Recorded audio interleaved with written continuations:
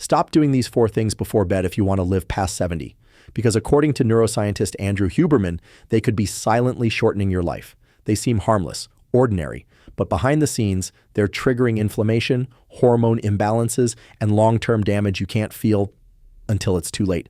Most people over 60 do at least 2 of them every night, but if you can cut them out, your brain, heart, and immune system get the reset they need to keep you going strong. Let's start with the habit that hijacks your brain's chemistry the moment the sun goes down: using screens before bed. You lie down at night, tired but not quite ready to sleep, so you reach for your phone. Just a few minutes of scrolling to unwind, right? You check the news, maybe watch a video, reply to a message. It feels harmless, comforting, normal. It's become part of your bedtime ritual, a way to quiet your mind after a long day. But inside your brain, something dangerous is happening, and it starts within seconds of that screen lighting up. What Dr. Andrew Huberman explains is simple but devastating. Your eyes aren't just passive viewers. They're an extension of your brain. And when they detect artificial light, especially the blue light emitted from phones, tablets, and TVs, your entire sleep system gets hijacked. That light signals to your brain that it's still daytime.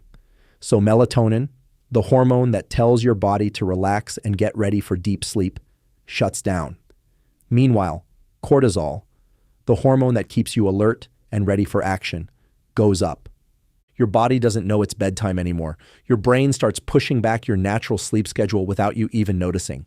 You might still fall asleep eventually, but you're not dropping into the deep, restorative sleep that your body and brain desperately need, especially as you age. Instead, your nervous system stays partially activated. Your heart rate remains elevated when it should be slowing down.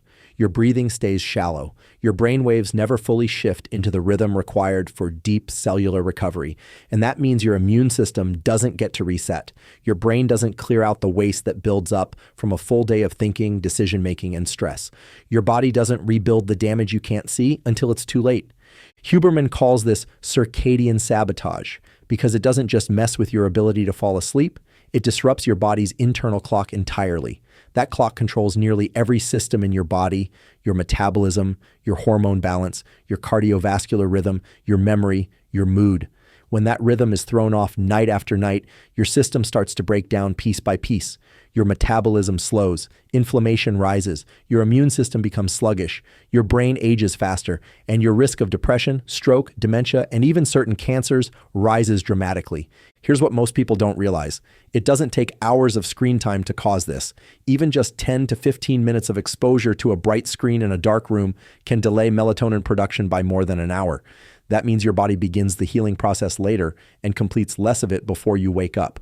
You're shaving off the most critical part of your recovery every time you let a glowing screen keep you company in bed. And it gets worse. It's not just the light. When you scroll through social media, watch short, fast-paced videos, or respond to messages, your brain is being hit with constant microbursts of dopamine. That surge of stimulation keeps your mind wired and hyperactive. It tricks you into thinking you're relaxing when in fact your brain is running full speed, processing colors, motion, information, and emotion. You don't notice it because it's familiar, but your nervous system does. That's why your thoughts race the moment you try to sleep, why your dreams are jumbled and chaotic, why you wake up feeling groggy, irritated, or foggy, despite having slept for 7 or 8 hours, because your brain never fully powered down.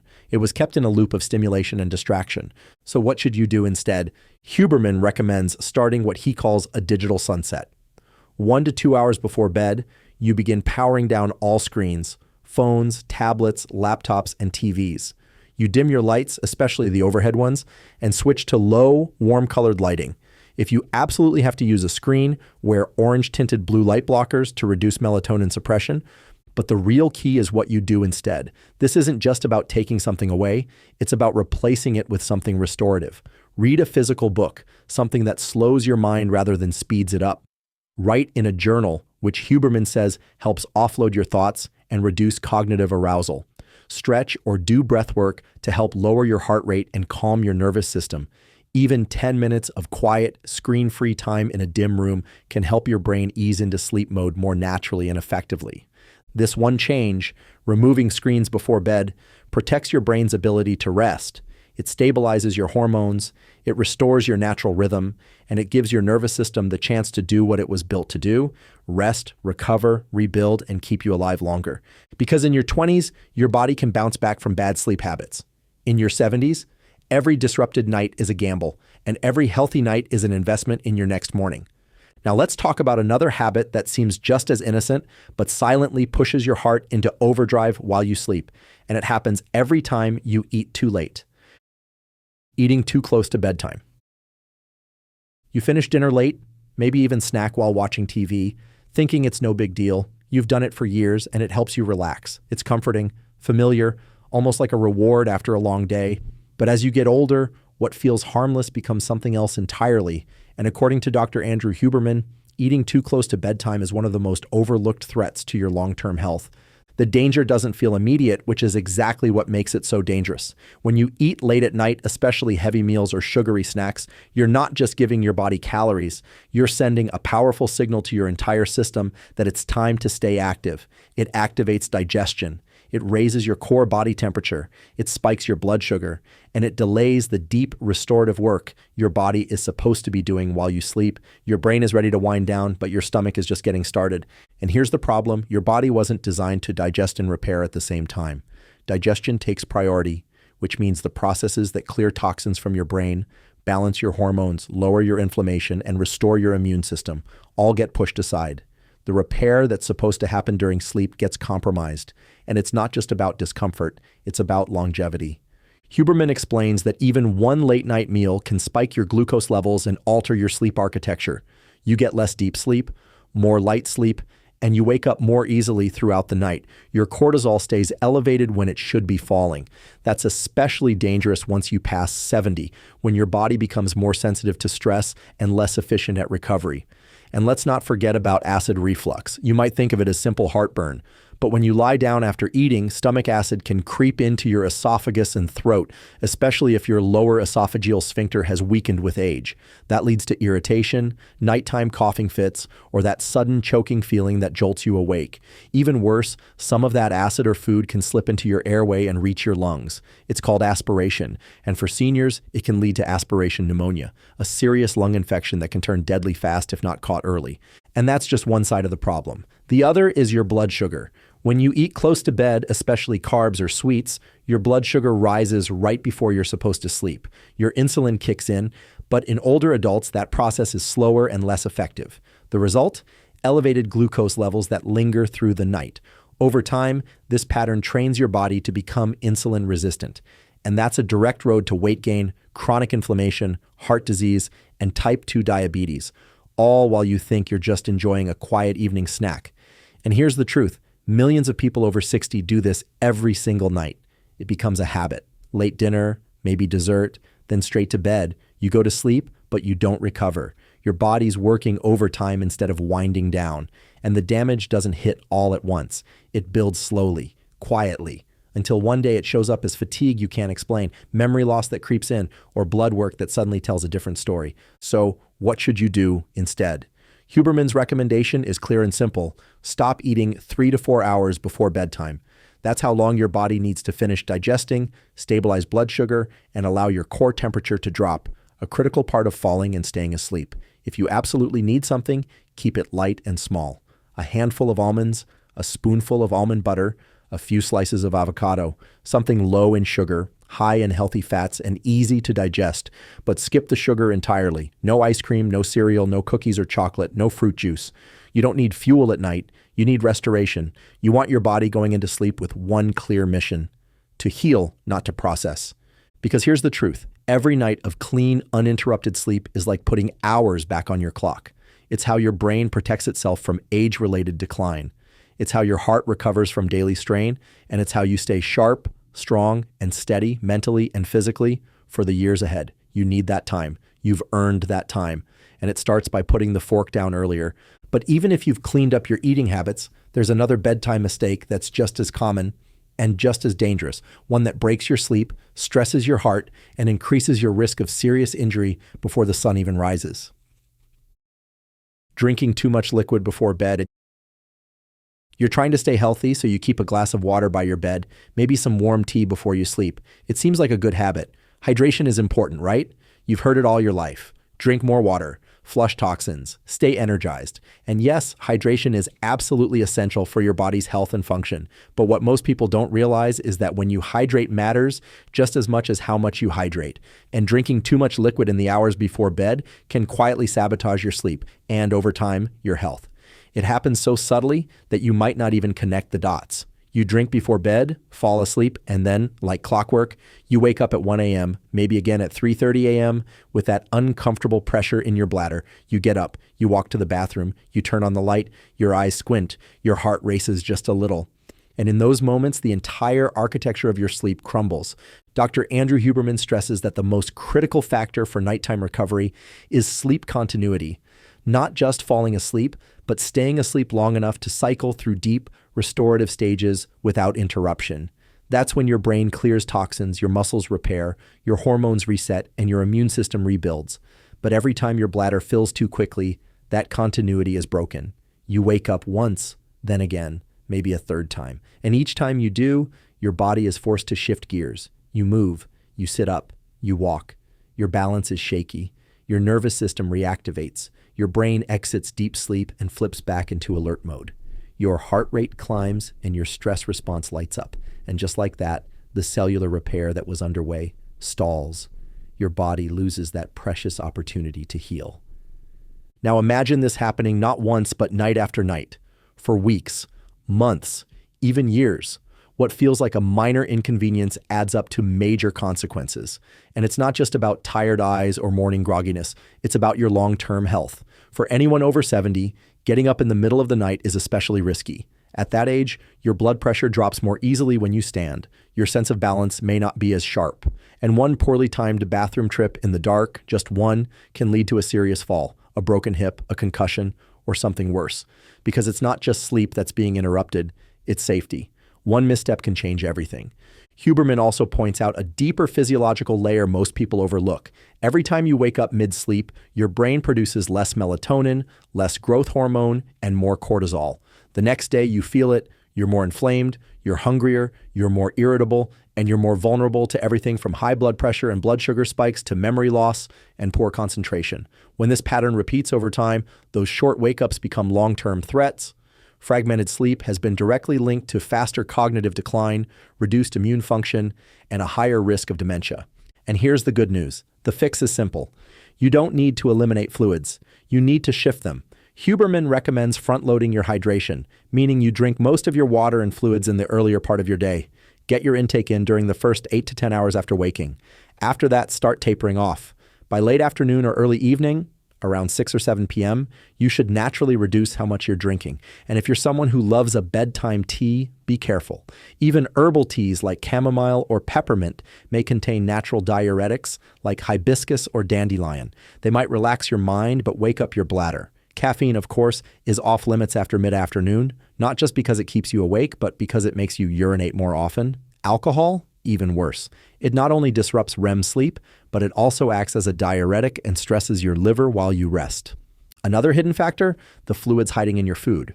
Soup, watermelon, grapes, cucumbers, yogurt, even some medications. They all count toward your total intake. So if you're eating fluid-rich meals at dinner or snacking on juicy fruits before bed, that could be filling your bladder without you realizing it. So what should you do? Take control of the clock. Drink consistently throughout the day, then taper off in the evening. And if you find yourself waking up to pee more than once a night, start logging what and when you're drinking. You'll find patterns fast. And once you adjust, something amazing happens. You stop waking up. Your sleep stretches longer. Your mornings feel clearer. Your energy rebounds. And slowly, your health begins to reset itself from the inside out. Because once your sleep is broken, your body loses its chance to regulate, repair, and renew. You don't just wake up groggy, you wake up less recovered, more inflamed, a little weaker than the day before. And that's how aging accelerates. Quietly, gradually, invisibly, until one day it becomes visible. But it doesn't have to. This is avoidable. It's fixable. You just have to be intentional. So protect your nights, time your liquids, and let your sleep run uninterrupted. Because even one more hour of deep, consistent sleep can make the difference between decline and longevity. But even if your hydration is perfect, there's still one final mistake, one last habit that could be putting your brain, heart, and lungs at risk every single night. And it all comes down to how your body is positioned while you sleep. Sleeping in the wrong position, and you've turned off your screens, you've eaten early, you've watched your fluid intake. Everything seems right, but then you crawl into bed and settle into the same position you've used for years, on your back or curled tight on your right side. And without realizing it, you could be cutting off your own oxygen, overworking your heart, and raising your risk of serious health problems while you sleep. Dr. Andrew Huberman emphasizes that the position you sleep in isn't just about comfort. It's about airflow, circulation, and pressure on vital organs. And as you age, your body becomes less forgiving. When you sleep on your back, gravity pulls your tongue and soft tissues toward your airway. That can partially block your breathing, even if you don't snore. For many people over 65, this leads to undiagnosed sleep apnea, a condition where your breathing stops and starts repeatedly throughout the night. You don't feel it, you don't remember it, but your brain does. Every time your oxygen drops, your heart rate spikes, your brain panics, and you're pulled out of deep sleep. This can happen dozens, even hundreds of times in a single night. And each time your body misses out on vital recovery, over time that's been linked to higher blood pressure, irregular heartbeat, memory decline, and increased risk of sudden cardiac events during sleep. Now, even if you avoid sleeping on your back, you still might be making the wrong choice. Sleeping on your right side places extra pressure on your heart, making it harder for blood to flow efficiently. For someone in their 70s, especially with any existing heart condition, that can contribute to fluid buildup in the lungs or legs, a slow, silent path toward heart failure. So what should you do? Huberman and other sleep experts recommend sleeping on your left side whenever possible. That position supports better circulation, allows your heart to pump more effectively, and helps your body drain lymphatic waste from the brain, a critical process that happens mostly during deep sleep. Left side sleeping also reduces the risk of acid reflux, which is a common problem in older adults and a known trigger for nighttime choking or coughing fits. If staying on your left side is difficult, try using a firm body pillow behind your back to prevent rolling or between your knees to support spinal alignment. And if you suffer from snoring or mild apnea, elevating your head just a few inches with a wedge pillow can help keep your airway more open. These may sound like small adjustments, but they have a massive impact. Better airflow, better heart function, better brain clearance, and most of all, better protection while you sleep, because you spend nearly a third of your life in bed. That's more than 200,000 hours across a lifetime. So the way your body is positioned for all those hours, it matters a lot. Fixing your sleep position could be the one change that lets you wake up stronger, more alert, and with fewer hidden risks building inside you. Because even the best nutrition and exercise can't make up for nights that steal oxygen from your brain or stress from your heart. This is the final piece and the most physical one of your nightly survival strategy. And if you followed this far, if you've stopped the screens, cut the late eating, eased off the fluids, and adjusted the way you sleep, then you've just given yourself something most people don't even realize is possible after 70, a longer, stronger, and safer night. Every night, you came here for one reason, to protect your future after 70. And now you know the 4 habits quietly working against you every single night. Using screens before bed disrupts your brain's natural rhythm, making it harder to sleep, harder to heal, and easier to age. Eating late keeps your body digesting instead of recovering, stealing the deep rest your cells need to repair. Drinking too much liquid too late breaks your sleep, stresses your heart, and puts you at risk for falls and long-term decline. And sleeping in the wrong position, especially on your back or right side, silently cuts off your airflow and weakens your circulation when your body is most vulnerable. These habits feel small, familiar, easy to brush off, but that's what makes them dangerous, because they add up slowly. They wear you down without warning. And by the time they show up as real problems, memory loss, fatigue, high blood pressure, heart strain, it's often too late to undo the damage. But tonight you have the chance to change that. You don't need to overhaul your entire life. You just need to start removing the silent threats. One habit at a time, one night at a time. Because every night you protect your brain from overstimulation, your heart from strain, your sleep from interruption, and your breath from restriction. You're not just avoiding problems, you're buying time. You're building resilience. You're giving yourself a better shot at waking up strong every single morning. That's what it really means to live past 70.